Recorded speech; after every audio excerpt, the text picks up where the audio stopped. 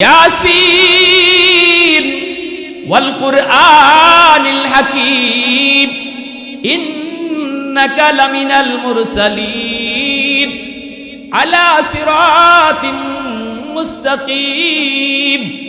আল্লাহর কালাম সূরা ইয়াসিন পয়রা যখন ফু দেয় আর বলতেছে, মালিক 30 পারা কোরআন আমি পড়লাম না, তোমার কোরআনের হৃৎপিণ্ড সূরা ইয়াসিন পয়রা ফু দিলাম। আল্লাহ এইবার দেখা যাবে ইয়াসিনের পাওয়ার বেশি নাকি পানির পাওয়ার বেশি। আল্লাহু আকবার, জোরে বলেন। আল্লাহ পাক সূরা ইয়াসিনকে আল্লাহ পাক পাওয়ারফুল বানায়া ওই দিকে পাঠায়া দিল। ভাইরা বন্ধুরা, পানির বিপরীতে আল্লাহ পাঠায়া দিল। ভাইরে ও ভাই, অল্প সময়ের ভিতরে আল্লাহ পাক সূরা ইয়াসিনকে অ্যাটম বোমার মতো পাওয়ারফুল বানায়া পানির বিপরীতে আল্লাহ পাঠায়া দিলেন। সাগরের মাঝামাঝি যাইয়ে ইয়াসিন তারে আঘাত করলো। মুহূর্তের ভিতরে পাহাড় পরিমাণ পানি সাগরের ভিতরে দেবে গেল। আল্লাহর কোরআন জয়ী হলো। আল্লাহু আকবার, জোরে বলেন, আরো জোরে বলেন আল্লাহু আকবার। প্রশংসা করব কার? আওয়াজ দিয়া কন্যা কার? আলহামদুলিমান কদ্দারা খাইরাও ওয়া কাবালা, আলহামদুলিমান কদ্দারা খাইরাও ওয়া কাবালা, ওয়া শুকরু লিমান সাওয়ারা হুসনাও ওয়া জামালা, ফরদুন সামাদুন আন সিফাতিন খালকি বারিউন, রব্বুন আযালিয়ুন খালাকাল খালকা কামালা, লা জিদ্দা ওয়ালা নিদ্দা ওয়ালা হাদ্দা লিমাওলা, লা জিদ্দা ওয়ালা নিদ্দা ওয়ালা হাদ্দা লিমাওলা, আল আনা কামা কানা ওয়ালাম ইয়ালকা যাওয়ালা, আল আনা কামা কানা ওয়ালাম ইয়ালকা যাওয়ালা। আযিজ হাজিরিন, আমার তেলাওয়াতকৃত আয়াতের সরল তরজমা হলো, আল্লাহ পাক বলেন, ওয়া নুনাজ্জিলু মিনাল কুরআন মা হুয়া শিফাউন ওয়া রাহমাতুল লিল মুমিনিন। নিশ্চয়ই আমি আল্লাহ কোরআন নাজিল করেছি তোমাদের জন্য শিফা বানাইয়া, এবং কোরআন নাজিল করেছি মুমিনদের জন্য রহমত বানাইয়া। এজন্য কোরআন হলো গোটা জগতের জন্য রহমত। কোরআনের প্রতিষ্ঠান হলো সমাজের জন্য রহমত। উলামায়ে কেরাম হলো জাতির জন্য রহমত। এটা আল্লাহর ভাষা। মাদ্রাসা যেই সমাজে থাকে এই সমাজটাকে আল্লাহ রহমতের চাদর দিয়ে ঢেকে রাখে। যেখানে রহমত থাকে সেখানে গজব আসে না। মাদ্রাসার খাতিরে আল্লাহ এলাকাকে গজব থেকে হেফাজত করে। জোরে কোন সুবহানাল্লাহ। কেন? কারণ এই মাদ্রাসায় কার পড়ানো হয়? কার কথা পড়ানো হয়? আল্লাহর কথা। কোরআন, যেই কোরআন আল্লাহ রহমত হিসাবে পাঠাইছেন, এই কোরআন এই মাদ্রাসায় পড়ানো হয়, বোঝানো হয়, কোরআনের উপরে আমল করা হয়, করানো হয়। ঠিক কিনা জোরে বলেন। আল্লাহ বলেন এই কোরআনের থাকবে, কোরআনের শিক্ষা থাকবে, কোরআনের ধারক বাহক উলামায়ে কেরাম থাকবে, তো জগতে রহমত নাজিল হবে। কোরআন থাকবে না, কোরআনের শিক্ষা বন্ধ হয়ে যাবে, আলেম উলামা থাকবে না, রহমত আসাও বন্ধ হয়ে যাবে। তাহলে আমরা আল্লাহর পক্ষ থেকে যত প্রকারের রহমত পাইতেছি, সমস্ত রহমত আসার উসিলা হলো কোরআন আর কোরআনের প্রতিষ্ঠান। ঠিক কিনা জোরে বলেন। আমরা কি আল্লাহর রহমত ছাড়া বাঁচার কোনো উপায় আছে? বানুগাছের কোনো মানুষ এমন আছেন যে বলবেন যে না, আমার আল্লাহর রহমত লাগে না, আমি এমনি বেঁচে আছি? আল্লাহর রহমত ছাড়া বাঁচার কোনো উপায়? জোরে বলেন। এই যে গাছ থেকে ফুল পাই, ফল পাই, জমিন থেকে ফসল পাই, নদী থেকে মাছ পাই, সূর্য পূর্ব দিগন্তে উঠে পশ্চিম দিগন্তে অস্ত যায়, আমি চেয়ারম্যানের চেয়ারম্যানই, আমি মেম্বারের মেম্বারই, আমি এমপির এমপিগিরি, আমি ব্যবসায়ীর ব্যবসা প্রতিষ্ঠান, শিল্পপতির শিল্প কারখানা, যত যা কিছু আমরা পাইছি পাবো, সব কিছু পাওয়ার পিছনে উসিলা হলো এখনো জমিনে মাদ্রাসা আছে, কোরআনের শিক্ষা আছে। সুবহানাল্লাহ। মাদ্রাসা থাকবে না, মেম্বারের মেম্বারই রাখবে না, চেয়ারম্যানের চেয়ারম্যানইও থাকবে না, ব্যবসায়ীর দোকানও থাকবে না, গাছ থেকে ফুলও হবে না, নদী থেকে মাছও মিলবে না, জমিন থেকে আর ফসলও হবে না। একের পর এক গজব দিয়ে আল্লাহ জমিন ধ্বংস করে দিবে। যেই জমিনে কোরআন থাকবে না, যেই জমিনে কোরআনের আলোচনা থাকবে না, যেই জমিনে উলামায়ে কেরাম থাকবে না, ওই জমিনও আল্লাহ রাখবেন না। কথাটা বুঝে আসছে ভাই? তাহলে বলেন মাদ্রাসা টিকায় রাখার দরকার আছে না নাই? কেন? মাদ্রাসার ফায়দা? বলে মাদ্রাসার ফায়দার লাগি না, নিজের ফায়দার লাগি। মাদ্রাসা বাঁচায় রাখবো কেন? জবাব হলো নিজে বাঁচার জন্য। ঠিক না? আওয়াজ নেই কেন? আপনার কথা বুঝেন না তো? হু হা করেন না কেন? কিছু একটু আওয়াজ দিয়েন ভাই। সহযোগিতা করতে রাজি না আপনারা? রাজি আছেন? হ্যাঁ, হাতে না পায়ে? আপনারা যে হাঁটা চলা করেন, হাঁটাটা হাঁটে কেটা? হাতে না পায়ে? এই যুবক, এই পিছনে আওয়াজ দাও, কও হাতে না পায়ে? জোরে কও। কাম করে ফা, কামের কাম করতেছে ফাওয়ে, কিন্তু হাঁটার সময় আত লড়ে গেল লাগে। আতের কামটা কিতা? হৌকাতে মাতুই না আপনারা? আতে ফাওর তালে তালে লড়ে আর কয় তুই আট, আমি তোর সাথে আছি। মাতুইতে এমন কোনো বেটা নাই যে বেটা আতলে এমনি রেখে আটতো। কতক্ষণ সময় আটলে ভরে দেবো আবার নিয়ে গেছিল। একবারে সিলটি ভাষা আমার মাত শুরু করবো, আপনারা হুয়া করে না দিকে করতাম। ও দেখো কি অবস্থা, মনে হইতেছে এখানে সার্কাস শুরু হয়েছে। জায়গা অত সুন্দর জায়গা, তুই তোমরা এখানে বই রয়েছে খার হয়েছে। ও তো টুপিওয়ালারা জায়গা। এরা কেডা? এরা করতে গেছে টুপিওয়ালা তিনজন যে গেল, এরা একটু দরছেন গে।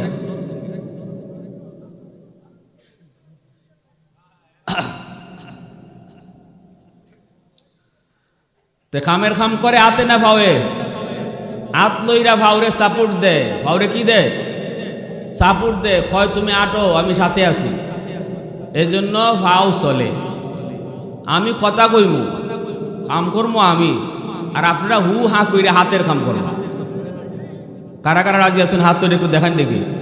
মাশাআল্লাহ, আল্লাহ কবুল করো। জোরে কোনা আমি দেখুন। আবার আতলারা একটু ঘুষি মেরে দিন। আতলারা এবার কথা কইছি নাই, মানে একটু আওয়াজ দিবেন। বুঝুন কি বুঝুন না, আমি বুঝলেও আমার কথা বাইরে, ঠিক না?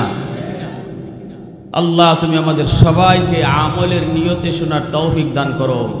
সবাই একটু আওয়াজ দিয়ে এখন আমিন।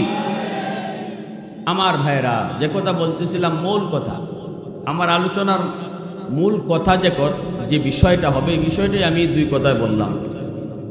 আলোচনার মূল আলোচ্য বিষয় হবে আজকের মাদ্রাসা বাঁচায় রাখবো কেন? বলেন নিজে বাঁচার জন্য। কে বাঁচার জন্য? আমি মাদ্রাসায় সাহায্য সহযোগিতা না করলেও আল্লাহ যে কয়দিন মাদ্রাসা জমিনও রাখবার আল্লাহ রাখবো, ঠিক না? কিন্তু আমি কেন সাহায্য করবো? আমি কেন আমার ফুলাফান্ডে দিমু? আমি কেন আমার সন্তান লিয়া মাদ্রাসা আইমু? ওই নিজে বাঁচার লাগি। কারণ এই জমিনে যদি আলেম উলামা হওয়া বন্ধ হয়ে যায়, হাফেজ সাহেব হওয়া যদি বন্ধ হয়ে যায়, মাদ্রাসায় যদি ছাত্র পায় না, তখন আল্লাহ কইব চেয়ারম্যান সাহেব তুমিও নামো। আল্লাহ কইব মেম্বার সাহেব মেম্বারই বাতিল। আল্লাহ কইব কৃষক জমিনে যাইবাই ঠিক, ফসল পাইতায় না। আল্লাহ সব বন্ধ করে দিব, ঠিক না? জোরে এখন সব বন্ধ করে দিব। তাহলে যেই মাদ্রাসার উসিলায়, যেই কোরআনের উসিলায় আমরা চলতেছি, খাইতেছি, বাঁচতেছি, এই মাদ্রাসা বাঁচায় রাখতাম নিজে বাঁচার লাগি। মাদ্রাসা বাঁচানোর অর্থ খালি টেকা দেয়া না। মাদ্রাসা বাঁচায় রাখার মূল অর্থ হইল নিজের সন্তান দেওয়া, ঠিক না? আমি মাদ্রাসাকে খুব মহব্বত করি, কিন্তু নিজের কোনো ফুলাফান্ডে মাদ্রাসায় পড়াই না। এটার নাম ভালোবাসা না, এটার নাম ভালোবাসা না। আমি আলেমদেরকে খুব ভালোবাসি, কিন্তু সন্তান আলিম বানাইতে রাজি না। এটা কেমন হইল? কয় আমি বাংলাদেশে খুব ভালোবাসি, কিন্তু বাংলাদেশের পতাকা ভালোবাসি না, ইন্ডিয়ার পতাকা লইয়া ঘুরে। তোকাতে ইন্ডিয়ার পতাকা লইয়া ঘুরে আর মুখে কয় আমি বাংলাদেশে খুব ভালোবাসি, কলজা দিয়ে ভালোবাসি। এরে আপনারা ভালো মানুষ করবেন না সিটার করবেন? হ্যাঁ, কথাটা বুঝে আসছে কি ভাই? কষ্ট নিয়েন না, যদিও কথাটা শক্ত করে লিছি উদাহরণ দিতে গিয়ে। এর অর্থ হইল যে আমরা মাদ্রাসা টিকায় রাখতাম, নিজের সন্তান দিতাম, আলিম বানাইতাম। যদি আলিম বাড়ে, হাফেজ বাড়ে, সমাজে মাদ্রাসা বেশি হয়, উলামায়ে কেরামের সংখ্যা বেশি হয়, হায়াত যদি আলেমদের বেশি হয়, জগতের হায়াত আল্লাহ বাড়াইয়া দিবে, জমিনের হায়াত আল্লাহ বাড়াইয়া দিবে। وَنُنَزِّلُ مِنَ الْقُرْآنِ مَا هُوَ شِفَاءٌ وَرَحْمَةٌ لِلْمُؤْمِنِينَ। আল্লাহ পাক বলেন, আমি কোরআন নাজিল করেছি তোমাদের জন্য শিফা বানাইয়া, কোরআন নাজিল করেছি মুমিনদের জন্য রহমত বানাইয়া। এই কথাটাই আল্লাহর নবী, রহমতের নবী, তার হাদিসের মধ্যে বড় সুন্দর করে ব্যাখ্যা করেছেন। নবীজি বলেন, ইন্নাল আলিমা ইস্তাগফিরু লাহু মান ফিল আরদ ওয়া মান ফিস সামা হাত্তাল হিতানু ফি জাওফিল মা ওয়া ফি রিওয়ায়াতিন আন-নামলাতু ফি জুহরিহা। আল্লাহর নবী বলেন, উম্মতের দল, উলামায়ে কেরামের শান, উলামায়ে কেরামের মান, একজন হাফেজে কোরআনের কি পরিমাণ কদর তোমরা যদি নাও বুঝো, আসমান জমিনের আর যত মাখলুক আছে ওরা ঠিকই বুঝে। এমনকি গর্তের পিপিলিকায়ও একজন হাফেজে কোরআনের মূল্য বুঝে। নবীজি বলেন, পানির নিচের মাছ সেও একজন আলেমের কদর বুঝে, মাদ্রাসার কদর বুঝে, হাফেজের মূল্য বুঝে। মায়ার নবী, দয়ার নবী বলেন, গাছের পাতাটা পর্যন্ত আলেমদের জন্য দোয়া করে, হাফেজ কোরআনের জন্য দোয়া করে, মাদ্রাসার জন্য দোয়া করে, বালির কণাটা পর্যন্ত এই কথা কয়, আল্লাহ ও মালিক, উলামায়ে কেরামের হায়াত তুমি বাড়ায়া দাও, ঘরে ঘরে হাফেজ তুমি কবুল করে নাও। কারণ মাসে জানে হাফেজ যত বাড়বে, জমিনের হায়াত তত বাড়বে, আর জমিনের হায়াত যত বাড়বে, আমি মাছেরও হায়াত বাড়বে। এই জমিনে যদি গজব আর গজব আল্লাহর পক্ষ থেকে নাজিল হয়, গজবের মধ্যে মানুষ যেমন পড়বে, গরু ছাগলও পড়বে, হাঁস মুরগিও গজবের ভিতরে পড়বে, এমনিভাবে জঙ্গলের বাঘ ভাল্লুক এরাও গজবের ভিতরে পড়বে, গর্তের পিপিলিকাও গজবের মধ্যে পড়বে, পানির নিচের মাছ সেও গজবের ভিতরে পড়বে। এজন্যই আল্লাহ পাক রব্বুল আলামিন তার হাবিবকে বুঝাই দিছেন, জানাই দিছেন। নবী বলেন, জানোনি এই কথাটা তোমরা যদি নাও বুঝো, মাছে বুঝে কেন আল্লাহ জমিনকে গজব থেকে বাঁচায় রাখছে, কেন আল্লাহ জমিনকে গজব থেকে বাঁচায় রাখছে, কেন মাছ এখনো পানির নিচে বেঁচে আছে, কেন এখনো এই পিপিলিকা গর্তের ভিতরে বেঁচে আছে। ওই হাফেজের উসিলায়, ওই আলেমের উসিলায়, মাদ্রাসার উসিলায়। এজন্য ওরা অল টাইম আল্লাহর কাছে দোয়া করে। প্রশংসা করব কার? আওয়াজ দিয়া কন্যা কা, আরো জোরে কা। ওয়াহদত কি হিফাজত নেহি বেকুওতে বাজু, वहदत की हिफाजत नहीं बेकुवते बाजू, आती नहीं कुछ कमी है अक्ल खुदा दा, आती नहीं कुछ कमी है अक्ल खुदा दा। ऐ मर्द खुदा तुझको कुव्वत नहीं हासिल, जा बैठ किसी गार में अल्लाह को कर याद, जा बैठ किसी गार में अल्लाह को कर याद। ये सच है कि बातिल की तरफदार नहीं हम, गद्दार न समझो हमें गद्दार नहीं हाँ, गद्दार न समझो हमें गद्दार नहीं हाँ। फूलों की तरह नरम मिजाज अपना है नजर हम तेरी नहीं नेज़ा वो तलवार नहीं हाँ हम तेरी नहीं नेज़ा वो तलवार नहीं हाँ মুসলমানের আওয়াজে বলেন আল্লাহু আকবার। এজন্যই আল্লাহর ওলিরা যেদিকে গেছেন এই দিকে যাইয়েই সবার আগে মাদ্রাসা তৈরি করছেন। বরুণার সাহেব রাহিমাহুল্লাহ, কাতিয়ার সাহেব, ঘরপুরি সাহেব, যত আল্লাহর ওলি যত জায়গায় গেছেন যাইয়েই সবার আগে বলছেন মাদ্রাসা আসেনি। কয় না হুজুর, কয় সব রলিয়াব। একদিনে মাদ্রাসা তৈরি করে আইছেন, কারণ তারা ভালো করে জানতেন, ভালো করে বুঝতেন, কারণ তাদের অন্তর চক্ষু খোলা ছিল। তারা দেখতেন এই আসমানের খুঁটি হলো মাদ্রাসা। সুবহানাল্লাহ জোরে কোন। এখনো ময়মনসিংহ এলাকায় আমরা গেলে পরে গড়পুরি রহমতুল্লাহি আলাইহির হাতে গড়া অনেক মাদ্রাসা পাই। পাটি অঞ্চলে গেলে পরে কাতিয়ার সাহেবের হাতে গড়া মাদ্রাসা যায় পাই। কি পরিমাণ মাদ্রাসা ওনারা কায়েম করেছেন, জমিনে তারা তৈরি করে গেছেন, এর হিসাব নাই। কারণ তারা ভালো করে বুঝতেন, ভালো করে দেখতেন, ভালো করে জানতেন মাদ্রাসা যতদিন থাকবে জমিন আল্লাহ ততদিন টিকায় রাখবে। আল্লাহু আকবার। আমি মনে করি ছোট বাচ্চা মাদ্রাসায় পড়ে হাফেজ হইতেছে, এ মৌলবী নাম ধরে ডাক দিলাম, কিন্তু আমার কাছে তার দাম নাই। মায়ার নবী বলেন ওই ছোট বাচ্চাটার জন্য বালির কণাটা পর্যন্ত দোয়া করে, গাছের পাতাটা পর্যন্ত তার জন্য আল্লাহর কাছে দোয়া করে। এজন্য ভাই মনে রাখবা, খেয়াল করে মনে রাখবা, আমি একটা মাদ্রাসার ছাত্ররে যদি খাওয়াই এর অর্থ আমি তারে খাওয়াই না, বরং নবীর হাদিস বলে তার উসিলায় আল্লাহ আমাদেরকে খাওয়ায়।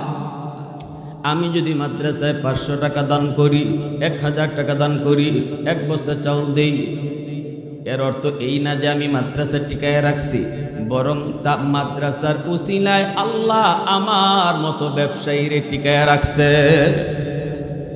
কথাটা আমার না নবীজি? মাতো না, কথাটা আমার না নবীজি? নবীজির কথার মধ্যে কোনো সন্দেহ আছে? জোরে বলা কোনো সন্দেহ আছে? আমার নবী নিজের থেকে কিছু বলছেন? নবী যা বলছেন কার থেকে? জোরে বলেন কার থেকে? মা ইয়ান্তিকু আনিল হাওয়া ইন হুয়া ইল্লা ওয়াহিয়ুন ইউহা। আমার ভাইরা, বন্ধুরা, যুবক, খেয়াল করে শুনো, হাফেজ কোরআন আল্লাহ পাক রব্বুল আলামিনের কাছে তার কত দাম। একজন হাফেজের উসিলায়, ভাইরে, আজ থেকে 300 বছর আগে একজন হাফেজের উসিলায় আল্লাহ একটা দেশ, পুরা দেশকে আল্লাহ মুসলমান বানায়া দিছে। দেশটার নাম হলো মালদ্বীপ। দেশটার নাম হলো মালদ্বীপ। নাম শুনছেন না আপনারা? আজ থেকে 300-350 বছর আগের একটা বাস্তব ঘটনা শোনাই। ঘটনাটা লেখছেন কে? লেখছেন বিশ্ববিখ্যাত পর্যটক আল্লামা ইবনে বতুতা। কোন কিতাবের ভিতরে? তার প্রসিদ্ধ কিতাব রিহলাতে ইবনে বতুতা। এই কিতাবের ভিতরে তিনি বাস্তব ঘটনাটা লিখে গেছেন। সৌদি আরবের একটা জাহাজ মালদ্বীপের পাশের সাগরে এসে ডুবে গেল, সবগুলি যাত্রী মারা গেল, কিন্তু একজন হাফেজে কোরআনকে আল্লাহ পাক তার কুদরতে আল্লাহ বাঁচায় রাখলেন। কাঠের উপরে ভাসতেছে, অল্প বয়সের হাফেজ, দাড়িমুছ এখনো উঠে নাই।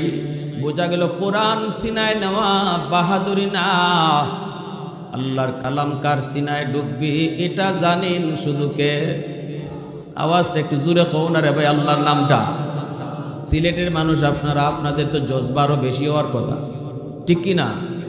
উত্তরবঙ্গে গেলে পরে আমরা ঠেলায় ঠেলাইয়া মাতানি লাগে। সিলেটের মানুষ তো জজবাই মানুষ। আল্লাহ নামের নামটা একটু আওয়াজ দিয়ে কইবা।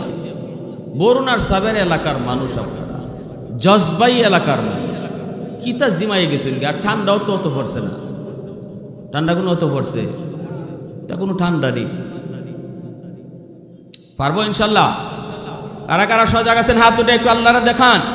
আল্লাহ কবুল করো, জোরে কোন আমিন।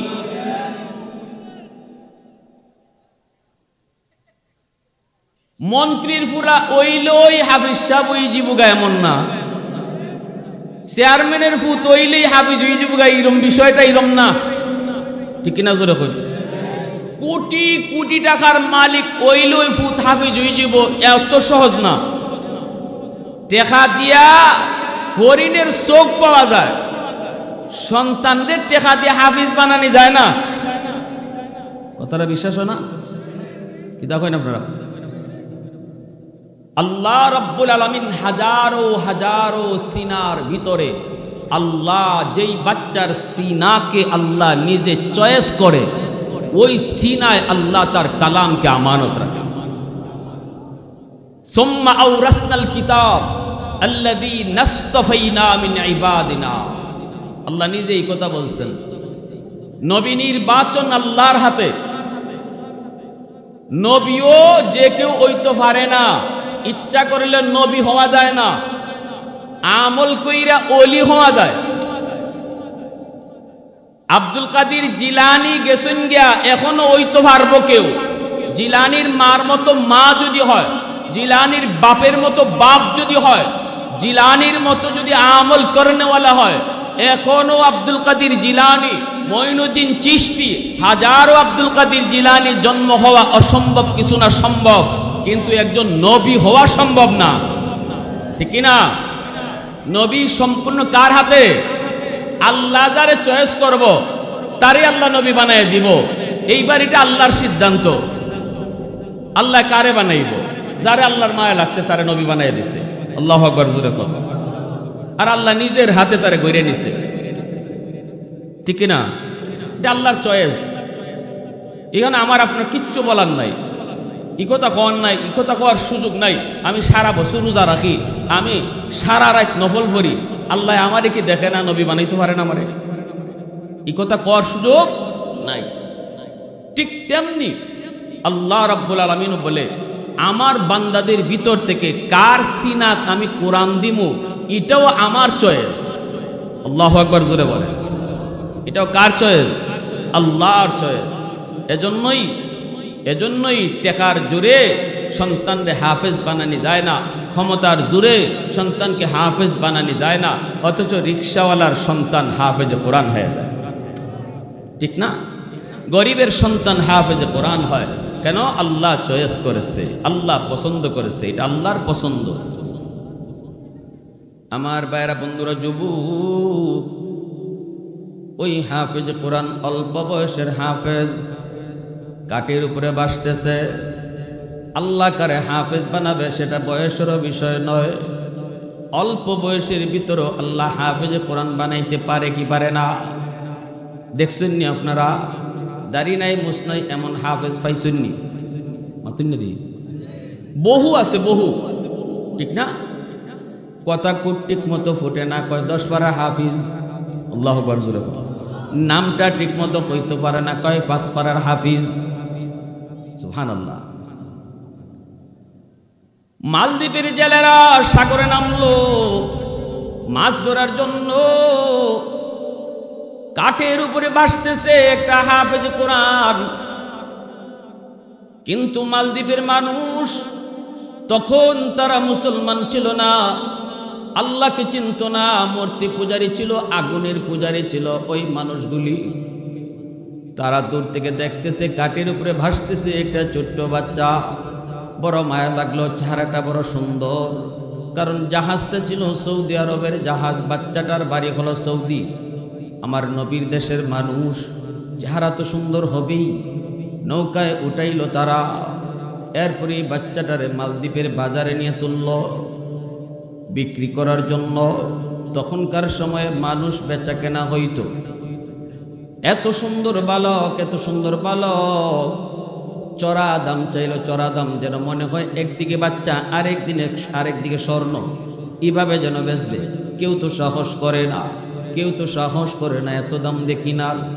একজন মহিলা ছিল, হিন্দু মহিলা, সবাই তো হিন্দু, মালদ্বীপের সবাই তো তারা মূর্তি পূজারী, অগ্নি পূজারী।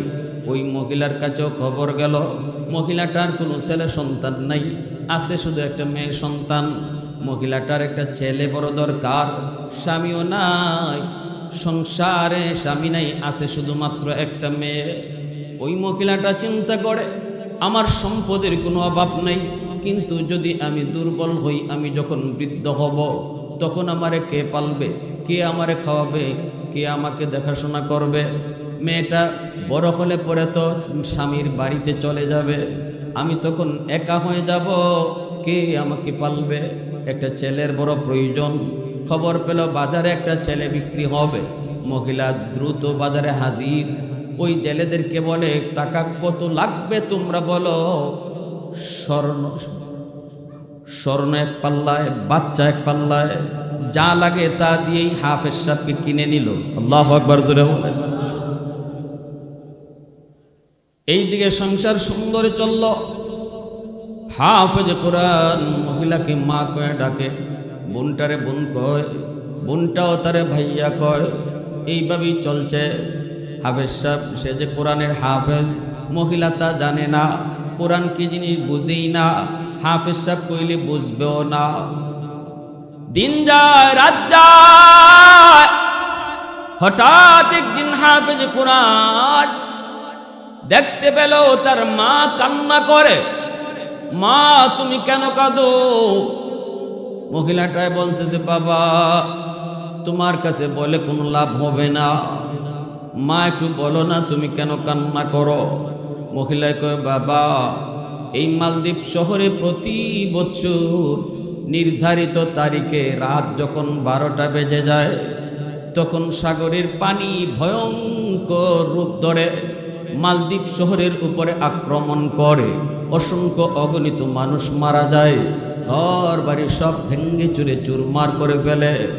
বাদশাহ গণকদেরকে বলল, জ্যোতিষীদেরকে বলল, তোমরা গণনা করে বলো, জ্যোতিষী বিদ্যা পরে বের করো কেন এমন হয়। জ্যোতিষীরা বলল, এটা একটা খবিস জিনের কাম। যদি এই সিডোর থেকে মালদ্বীপকে বাঁচাতে হয়, তাহলে সাগরের পারে যে রাম মন্দির রয়েছে, ওই রাম মন্দিরে কুমারী সুন্দরী একটা মেয়েকে রেখে দেওয়া লাগবে। রাতের বেলা তারে ওই মন্দিরে রেখে দিতে হবে, সকাল বেলা যে মেয়েটাকে মৃত পাওয়া যাবে, মৃত। জিনেরা তারে মেরে ফেলবে, খেয়ে ফেলবে, এটা জিনের ভূত। ফলে সিডোর থেকে মালদ্বীপ শহরটা বাঁচবে। বাদশাহ ঘোষণা দিল, গণনা করে বের করেছ, কথা সত্য। এইবার মালদ্বীপকে যদি বাঁচাইতে হয়, তাহলে সুন্দরী মেয়েদের তালিকা তৈরি করো। প্রতি বছর লটারি দেওয়া হবে, লটারিতে যেই মেয়েটার নাম উঠবে, ওই মেয়েটাকে রাম মন্দিরে রেখে দেওয়া হবে। বৃহৎ স্বার্থের দিকে খেয়াল করে ক্ষুদ্র স্বার্থের জলাঞ্জলি দেব। দেশকে বাঁচানোর জন্য একটা মেয়ের জীবন যদি দিতে হয়, তাহলে একটা মেয়েকে আমরা ভোগ দিয়ে দিব। কিন্তু ইসলাম কখনো এটা সাপোর্ট, জোরে বলেন, আমার সুখের জন্য না, এ আমি না, খালি হাজার মানুষের সুখের জন্য নিরপরাধ একজন মানুষকে চোখের সামনে মৃত্যুর কোলে ঢেলে দেওয়া, অথবা জিনের খাওন দিয়া দেওয়া, অথবা সাফের মুখে দিয়া দেওয়া, এটা ইসলাম কখনো সাপোর্ট করে না। এজন্য আমর ইবনুল আস রাদিয়াল্লাহু তাআলা আনহু যখন, আমার ভাইরা, ইরাকের গভর্নর, তখন ওই অবস্থায় নীল নদের পানি শুকিয়ে গেছিল। আর ওই মিশরের গভর্নর যখন নীল নদের পানি শুকিয়ে গেছে, আর তারা একটা কুমারী মেয়েরে সাজাইয়া গুজাইয়া লয়ে যাইতেছে, নীল দরিয়াত নিয়া জবাই করে সারবো আর পানি উঠবো, তিনি আটকাই দিছেন, রাখো তোমরা, এখন ইসলাম প্রতিষ্ঠা পাইছে, কি শুরু করছো? কয় আমরা তো এটা বহু আগ থেকে করে আইতেছি, পানি যদি শুকায় যায়, একটা মেয়ে নিয়ে এখানে জবাই করলে পানি উঠতে যায়। কয় রাখো, এটা তোমরা বাপ দাদার ধর্মে আসিল, ইসলাম ধর্মে এটা চলতো না। ঠিক কিনা জোরে কর? ইসলাম ধর্মে এটা চলতো না। তুমি সুখে থাকবার জন্য তুমি নদীর পানি পাইবার লাগে আর একজন নিরীহ মেয়ে নিয়া ওই নদীর গাঢ় নিয়া জবাই করে রক্ত দিবা আর তুমি আরামে থাকবা। ইসলাম এমন ধর্ম না। ইসলাম একটা ইনসাফের ধর্ম, ইনসাফের ধর্ম, শান্তির ধর্ম। মানবাধিকার লঙ্ঘন ইসলাম কখনো সাপোর্ট করে না। ওমর রাদিয়াল্লাহু তাআলা আনহুর কাছে চিঠি পাঠিয়ে দিয়েছেন খলিফাতুল মুসলিমিন হযরত ওমর ফারুক রাদিয়াল্লাহু তাআলা আনহুর জামানা, যে এই ঘটনা নীলদরিয়ার পানি শুকাই গেলি গিয়া ওরা সুন্দরী কুমারী মেয়ে নিয়ে নদী নিয়ে জবাই করে আর পানি উঠে, আমি তো আটকাই দিছি। হযরত ওমর ধন্যবাদ জানাইছেন, ভালো একটা কাজ করেছো, আলহামদুলিল্লাহ। কথা আপনি আমার বালা তো কইলা, ধন্যবাদও দিলা, পানি উঠতো কেমনে? এরা কয় ঠিক আছে আপনি আটকাইছেন, পানি তুলুন। হযরত ওমর কয় আমি পানি তোলার ব্যবস্থা করতেছি, নীলদরিয়ার নামে চিঠি লিখলেন। অথবা চিঠি আমরা লিখি আমরার কাছে, আর হযরত ওমরের চিঠি লিখছেন নদীর কাছে। নীলদরিয়ারে কইছেন তুই যদি তোর ইচ্ছায় চলস, তুই যদি তোর ইচ্ছায় পানি দেস, ইজাত পানি আমার লাগে না। আর তুই নীলদরিয়া যদি আমার আল্লাহর হুকুমে পানি দেস, তাহলে আমার চিঠি পাওয়ার সাথে সাথে পানি জারি হইবি।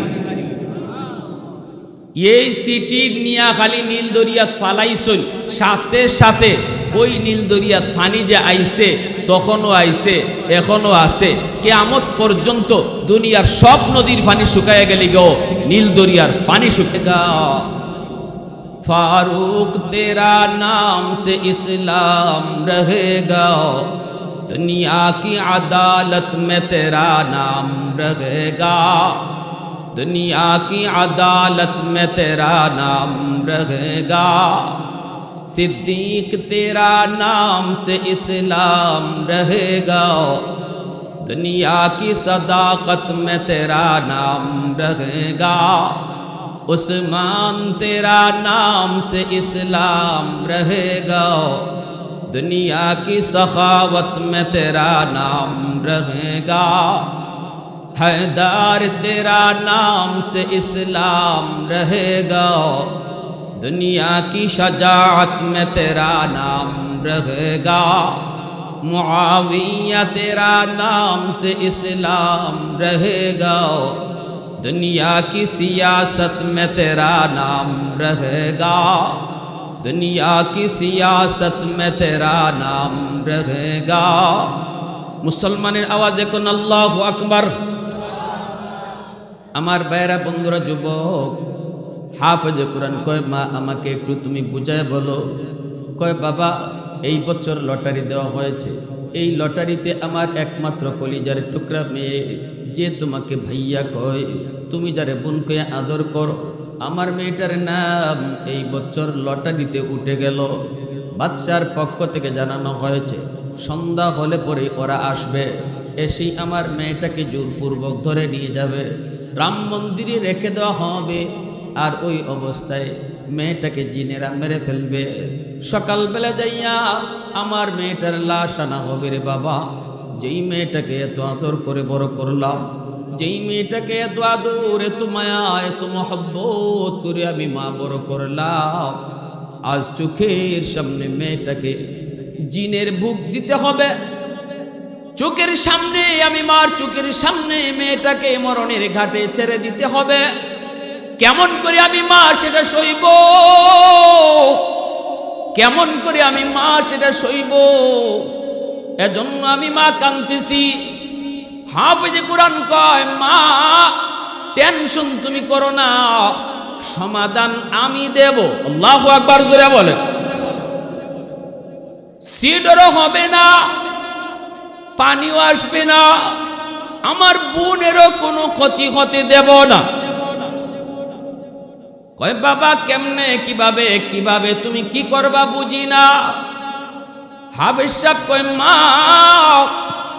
আমার বোনটাকে নানার বাড়ি পাঠায় দাও, নানির বাড়িতে পাঠায় দাও, আর বোনের জামা কাপড় আমাকে পরাইয়া পালঙে বসায় রাখো।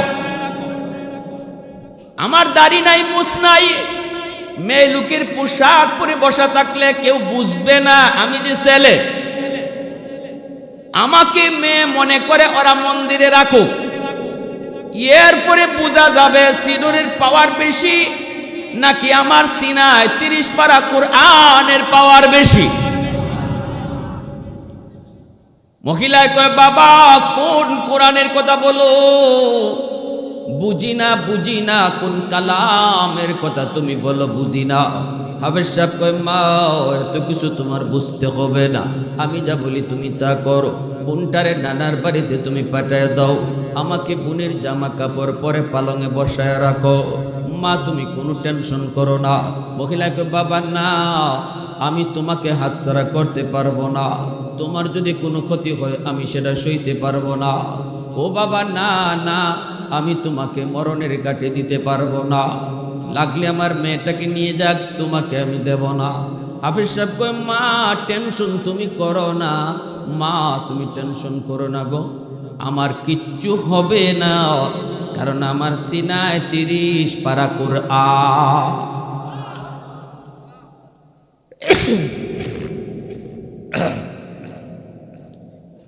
মহিলা কোরআন বুঝে না, ইসলাম বুঝে না, হাফেজে কোরআন কারে কয় তাও জানে না, ঠিক কিনা? হ্যাঁ, সন্ধ্যা হওয়া মাত্রই সরকারি ফৌজেরা এসেই দরজায় নক করলো। মহিলা দরজা খুইলা দেখে সরকারি সৈন্য, আর্মি। দেখা মাত্রই তো রাম রাম রাম কয়া চিল্লানি শুরু করলো। হাফেজ সাহেব কয় মা রাম রাম কয় না, রামে কাম হইতো, জোরে কই রামে কাম হইতো, কাম করব কে?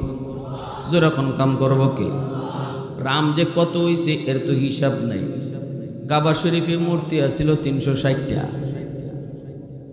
আর রাম আর দেবতার ভগবান বানাইতে বানাইতে হইছে 33 কোটি। আসিল কয়টা? 360টা। কয়টা আছে? আর এখন এর আর ভগবান কতটা? ময়দানও নেই। কয় কোটি বা? কয় কোটি? বট গাছও ভগবান, তুলসী গাছও ভগবান, গঙ্গা নদীও ভগবান, হ্যাঁ, গাইও ভগবান। বট গাছ এটা ভগবান হইল কেমনে? কয় বয়স 200 বছর, তো এটা ভগবান নাতে কিতা হয়েছে নি? কাম হয়েছে ভগবান আর দলিল কিতা? বয়স 200 বছর। তুলসী গাছ এটা ভগবান হইল কেমনে? কয় এটা খাইলে কাশ কমে, ওই কাম হয়েছে। তুলসী গাছও ভগবান। গাই এটা ভগবান হইল কেমনে? কই উলানের ভিতরে দুধ, অথচ উলান কাটলে দুধ পাওয়া যায় না, তে ভগবান নাতে কিতা কম হয়েছে। আশ্চর্য অবাক কিছু দেখলে ওই ভগবান কইতে দেরি নাই। ইতার লাগি ওইতে ওইতে 33 কোটি, নিজেরাও এরা কইতে পারবো না এরা কিতা কিতা ভগবান। 33 কোটি কয়টা ভগবানের নাম কইব? হ্যাঁ, হায় রে ধর্ম। উসমান হারুনি আল্লাহর বহুত বড় একজন বলি, তিনি খাদেম নিয়ে বের হয়েছেন এরকম ঠান্ডার রাত। হুজুর বলতেছে বাবা একটু দেখ আগুন নি পাওয়া যায়। কি করবেন হুজুর? কয় অজুর পানিটা গরম করব। খাদেম খুঁজতে খুঁজতে পেয়ে গেল কিছু আগুন, কিন্তু আগুনের চতুর্পাশে কিছু মানুষ আগুনের পূজা করে। খাদেমে যায় কয় ভাই একটু আগুন দিবানি। কেন? কয় আমার উস্তাদে অজুর পানি গরম করব। দুর্মে হর, আমরা আগুনের পূজা করি, তোমার উস্তাদরে আগুন দিমু অজুর পানি গরম করার লাগি, এটা ভাবছো কি কইরা? খাদেম কয় ভাই একটু দাও না, আগুন নিলে কি আগুন কমবে? কয় কমবে কি বাড়বে তা বুঝি না, কিন্তু আগুন আমরা কোনো মুসলমানকে দেব না, কারণ আগুন আমাদের ভগবান। আগুন আমরা কেন লাগে? আগুন ভগবান। কয় আগুনে জ্বালায় ফুরে সাই করে লাই, ইতার লাগি ভগবান।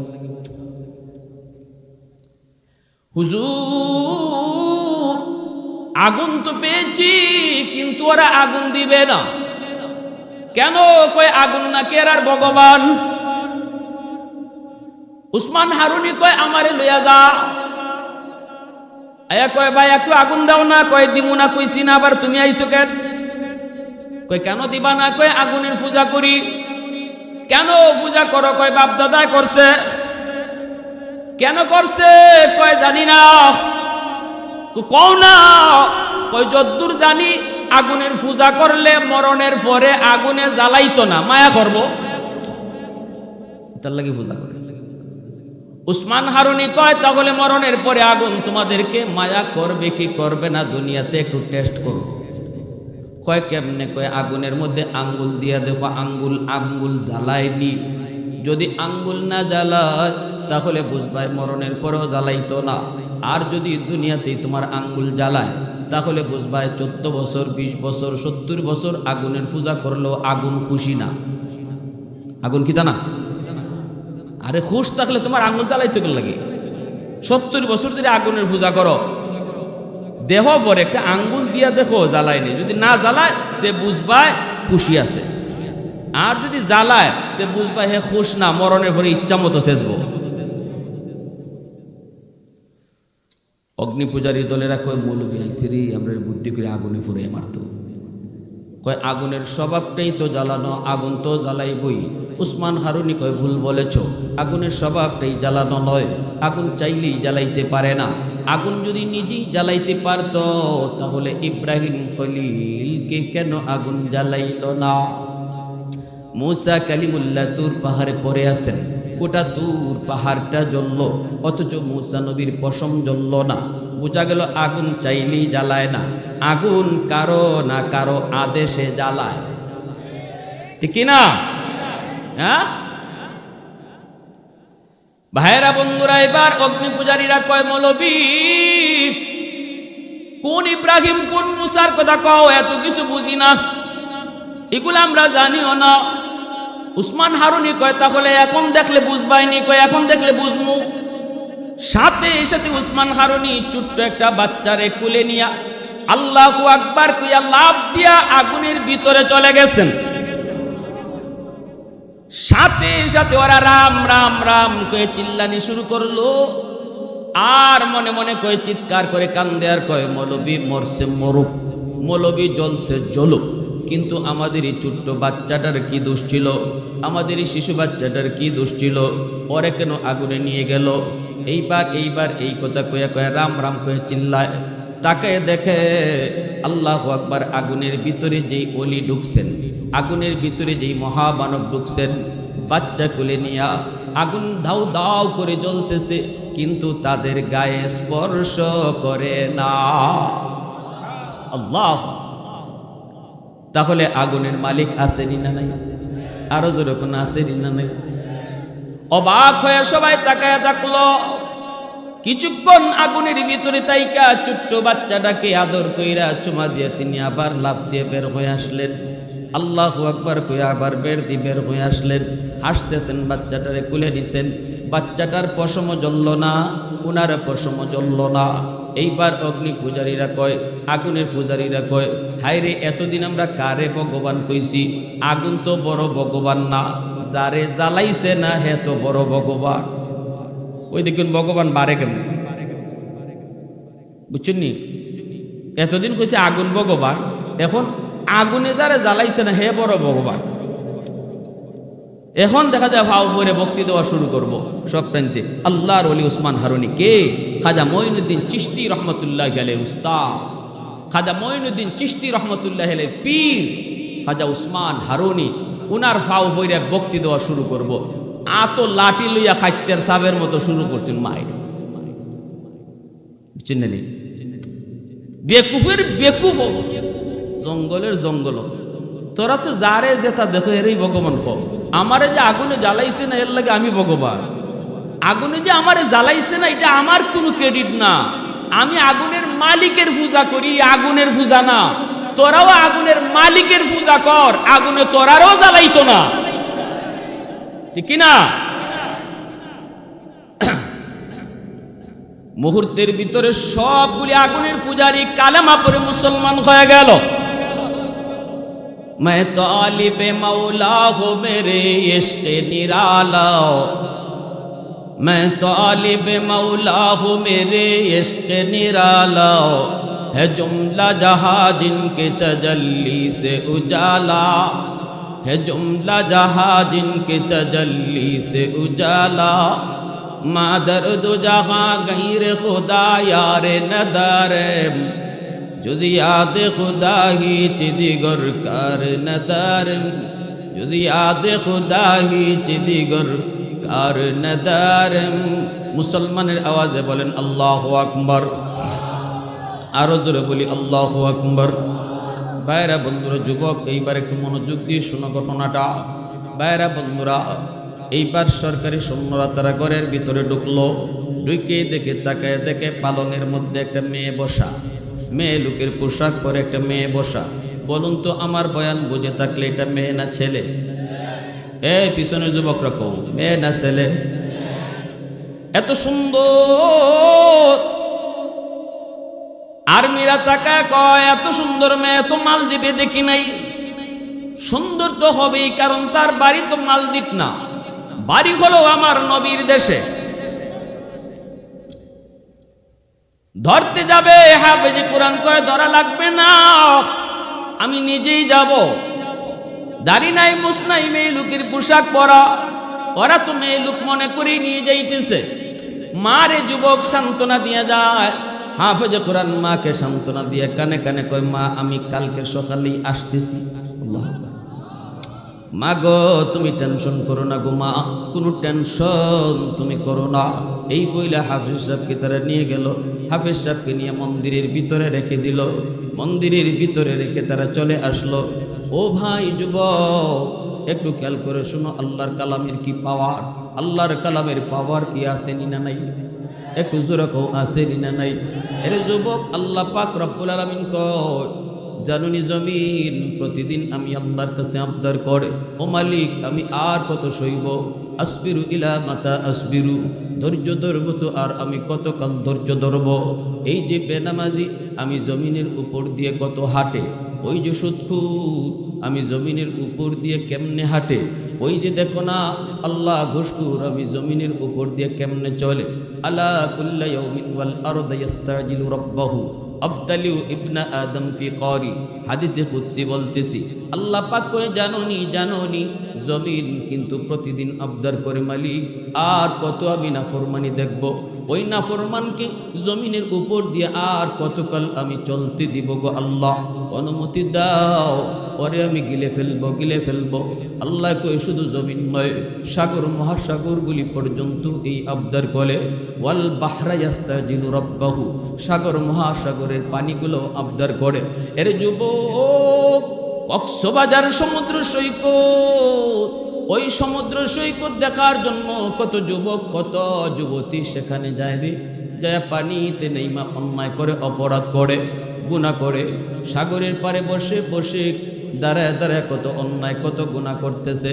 সাগরের পানি কিন্তু সব অন্যায় দেখতেছে, সব গুনাহ কিন্তু দেখতেছে, সব নাফরমানি কিন্তু সাগরের পানি দেখতেছে। প্রতিদিন আল্লাহর কাছে কয় মালিক আর কত দেখবো, আর কত দেখবো, ওই জমিনটারে নাফরমানগুলি নাপাক বানায় ফেলছে, অনুমতি দাও, অনুমতি দাও। আল্লাহ নাপাক জমিনটারে আমি পানি যায় পাক বানায় দেই, আর ওই নাফরমানগুলিকে আমি ডুবায় দেই। আল্লাহু আকবার জোরে কও। আমি ওই সাগর মুহূর্তের ভিতরে কেমন উশৃঙ্খল হতে পারি নাফরমান জানে, আমি কি করতে পারি ওরা জানে। তোমার আদেশ পেলে আমি কত ভয়ঙ্কর হই ওরা কিন্তু জানে। কত প্রাসাদের পর প্রাসাদ আমি পানি ডুবাই দিছি, কত ক্ষমতাশীলকে আমি পানিতে ডুবাই দিছি। আল্লাহ ওই নাফরমানগুলি ডরায় না, ওরা বিন্দু পরিমাণ ভয় পায় না। অনুমতি দাও, অনুমতি দাও। আল্লাহ পাক রব্বুল আলামিন জমিনকে ধমক দেয়, সাগর মহাসাগরকে আল্লাহ ধমক দিয়ে কয় এরে জমিন আমি আল্লাহ দেখতেছি এই জমিনে কত গুনাহ হয়, কত অন্যায় হয়, কত অপরাধ হয়, কত জুলুম হয়। আমি আল্লাহ দেখতেছি আমার এই জমিনে আমার নবীর নায়েবে নবী উলামায়ে কেরামের সাথে এই জমিনে কত জুলুম হয়েছে। এরপরও আমি ধরি না কেন জানোনি? কারণ এই মানুষকে আমি বড় আদর করে বানাইছি। আসমান আল্লাহ বানাইতে হাত লাগায় নাই, জমিন আল্লাহ বানাইতো হাত লাগায় নাই রে যুবক। ফেরেশতা বানাইতো আল্লাহ নিজের হাত লাগায় নাই, জান্নাত জাহান্নাম বানাইতো আল্লাহ নিজের হাত লাগায় নাই। আল্লাহ শুধু বলছে হও হয়ে গেছে। জমিন বানাইতো আল্লাহ বলছে হও হয়ে গেছে। ফেরেশতা বানাইতো আল্লাহ বলছে হও হয়ে গেছে। কিন্তু তোমারে বানাইতে আল্লাহ পাক কয় খালাকতু বিয়াদাইয়া, এ বান্দা আমি তোরে আমার নিজের হাত দিয়া বানাইছি। আল্লাহু আকবার জোরে খাও। আমি তো তোরে আমার হাত দিয়ে বানাইছি, এত আদর এত মায়া করে তোরে বানাইলাম, কারণ এই চেহারার মধ্যে এত দামি কপাল, ওই কপাল দিয়া বান্দা আমার কদমে তুই সেজদা দিবি। যেই কপালটা আমি আল্লাহ বানাইছি আমার সেজদার জন্য, এই কপাল ফেরেশতাদের হাতে বানাইলে হয় না, এই কপাল আদেশ দিয়ে বানাইলেও হয় না, এই কপালটা আমি আমার হাত লাগাইয়া বানাইছি।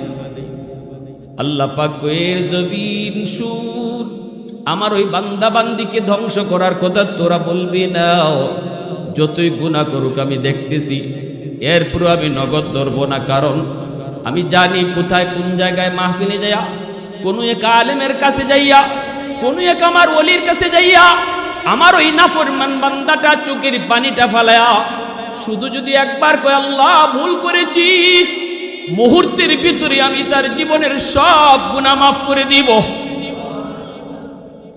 আত্তাইবু মিনাদ যামবি কামান লা যামবা লা, এমন ভাবে আমি আল্লাহ তার গুনাহগুলিকে মাফ করব, আমল নামার ভিতরে যেন কোনো গুনাই নেই, এমন ভাবে আমি তারে পাক সাফ বানায় দিব।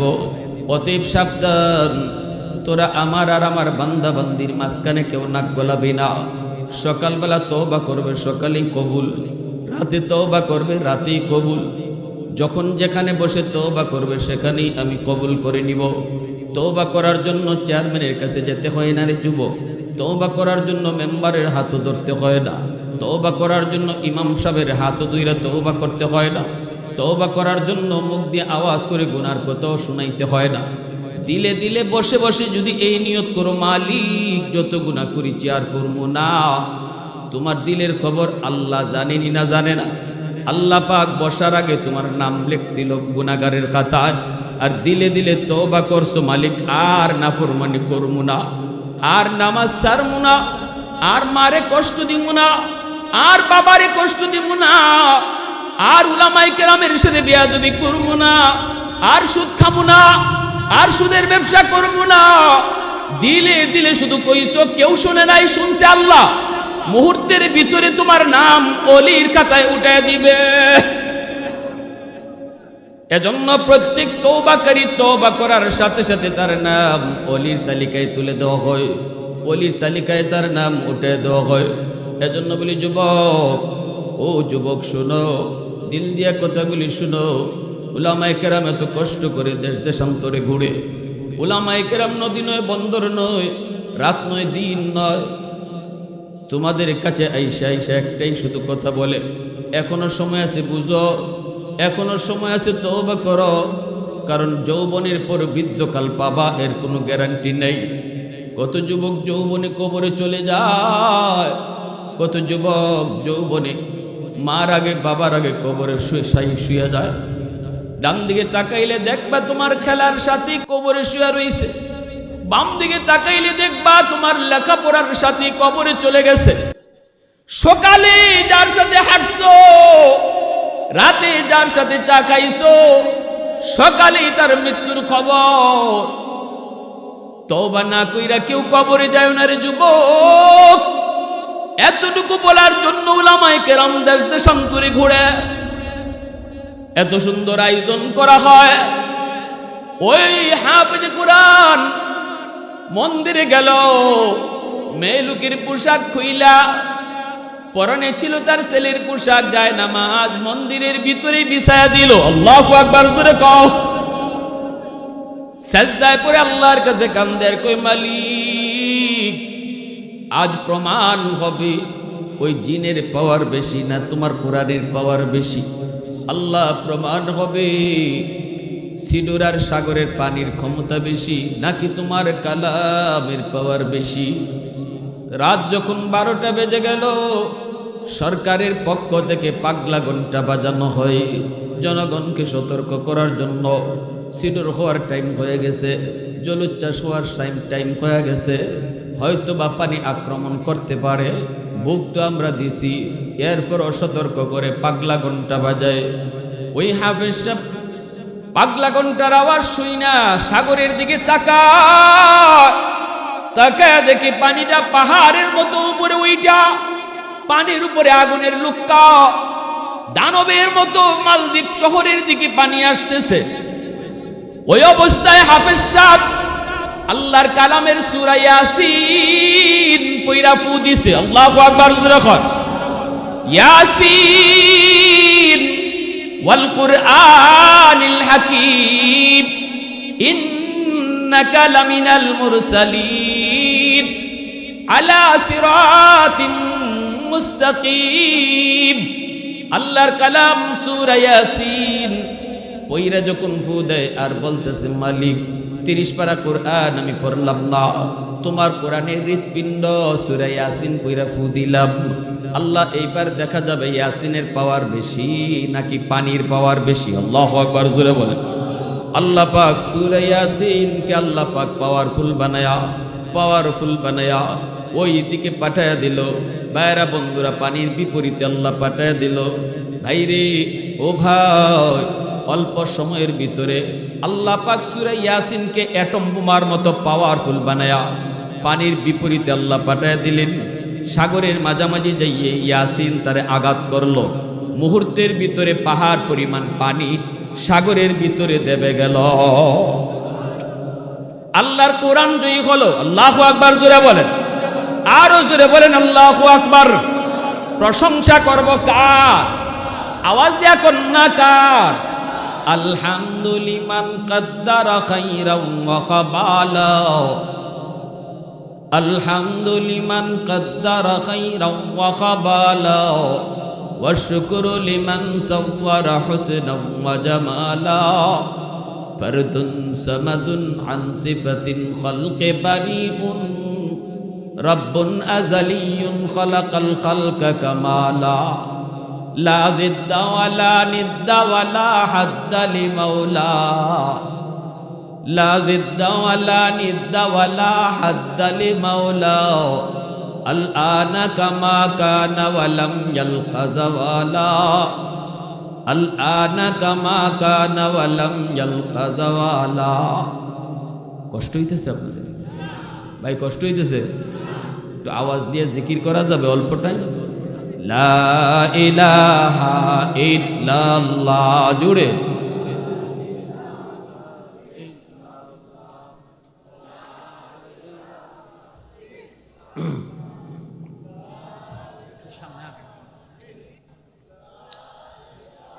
মহব্বতের সাথে ভাই জিকির করলে গড় তো এরকম পরিবেশ পাই না আমরা জুড়ে আল্লাহ কইয়া ডাক দেওয়ার। মনে মনে ভাবতাম পারি অনেকেই আমরা হঠাৎ করে আল্লাহ কইয়া যদি কই ঘরের মানুষও ডরাই দেবো, ক্ষমা আর কোনোদিন ইবা আওয়াজ দেয় না, আজকে ইবা চিল্লাইলো। জাগা অর্থ পাই না আমরা আল্লাহরে ডাকবার। এখানে তো জাগা পাইছি, এখানে তো আমার কেউ কুস্তা কইতো না, কেউ ডরাইতো না। তো আওয়াজ দেন, লা ইলাহা ইল্লাল্লাহ।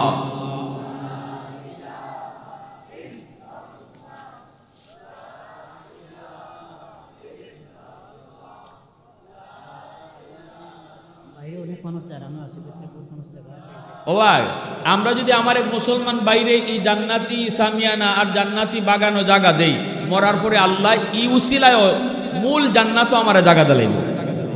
তে যে আদার জায়গাও যদি থাকে একটু আগে যেন গিয়া অনেক ভাই সামনে পিছনে দাঁড়ানো আছে, তারা একটু বইবার সুযোগ দিলাইন, আল্লাহ আমার জান্নাতও জায়গা দিত, আল্লাহ আমাদেরকে জান্নাতও জায়গা করে দিত। এই নিয়তে একটু আগাই যেন গিয়া আর এক ভাই পিছনে ভাইদেরকে বসার সুযোগ দিন। লা ইলাহা ইল্লাল্লাহ জুড়ে, লা ইলাহা ইল্লাল্লাহ জুড়ে, লা ইলাহা ইল্লাল্লাহ।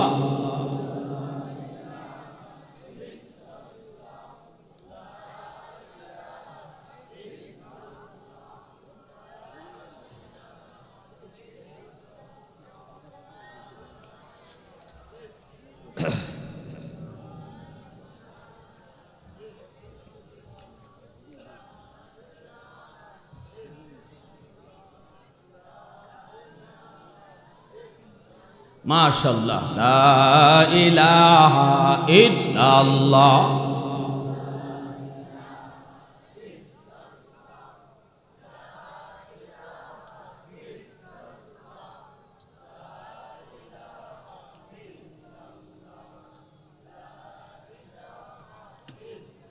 লা ইলাহা ইল্লাল্লাহ। ইল্লাল্লাহু মুহাম্মাদুর রাসূলুল্লাহ।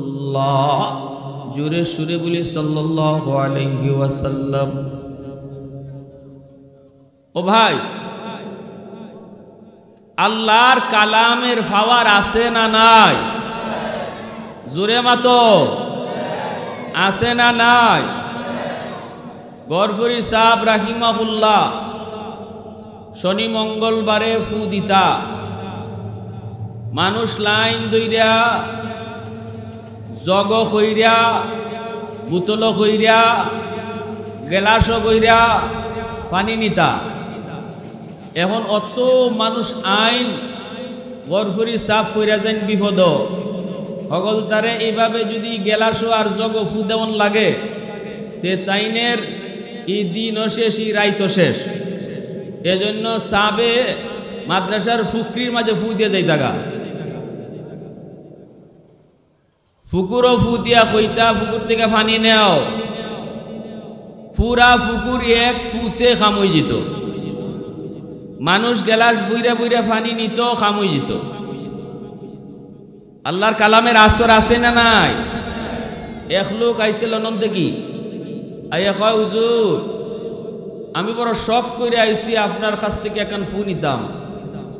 হুজুর এখন ফু তো দিলাম ওই ফুকরির নেউগি।